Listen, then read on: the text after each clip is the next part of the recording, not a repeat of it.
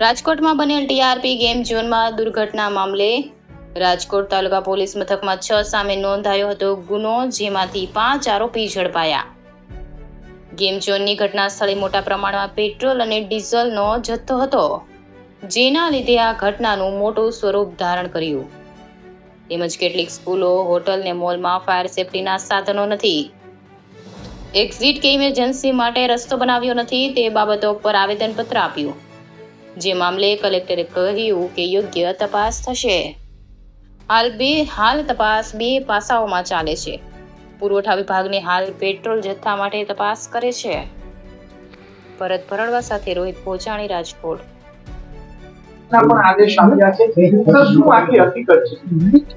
એમાં લોકમુખે તથા મીડિયા આઉટલેટ્સથી આજે સમાચાર મળે છે કે ત્યાં પેટ્રોલનો જથ્થો હતો.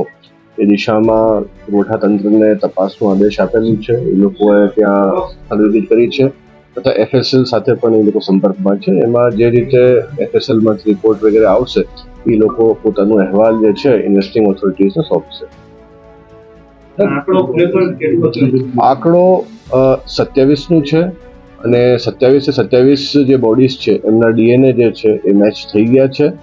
ત્યારે આંકડો 27 તપાસ 2 લેવલે થઈ રહી છે. એસઆઈટીની તપાસ થઈ રહી છે. બીજી જે છે એ ફોજદારી કેસો થયા છે એમાં જે ઇન્વેસ્ટિંગ ઓફિસર છે તેઓ તપાસ કરી રહ્યા છે. તપાસ હાલમાં ચાલુમાં હોય એ બાબતે કંઈ કહેવાનું ઉચિત નથી. સર, પુરવઠા વિભાગને આપે તપાસ જે સોંપી છે પેટ્રોલને લઈને, એ તપાસ ક્યાં સુધી અથવા તો સ્થળ તપાસ કરી છે? જી, એ લોકોએ સ્થળ તપાસ કરી છે અને પોતાનું જે અહેવાલ છે એ લોકો એફએસએલ સાથે અને એ બધું ટેલી કરી એ લોકો ઇન્વેસ્ટિંગ ઓફિસરશ્રીને આપશે. સર, એક બોટલ નાની એવી લેવા જાય તો પેટ્રોલ મળતું નથી, પણ આટલું બધું પેટ્રોલ આવ્યું ક્યાંથી? એ કોઈ તપાસ થઈ છે અત્યાર સુધી? જી, એ જ પુરવઠા વિભાગ તપાસ કરી રહ્યું. પુરવઠા વિભાગને અત્યાર સુધી કેમ ખબર ના પડી કે ત્યાં હજારો લીટર પેટ્રોલ હતું? એ કઈ જગ્યાએ શોધ્યું હતું? એ બધી દિશામાં તપાસ ચાલુ છે. સર, પુરવઠા વિભાગની જવાબદારી આવે તો પુરવઠા વિભાગ શું તપાસ કરશે? પોતાની સામે થોડી તપાસ કરશે.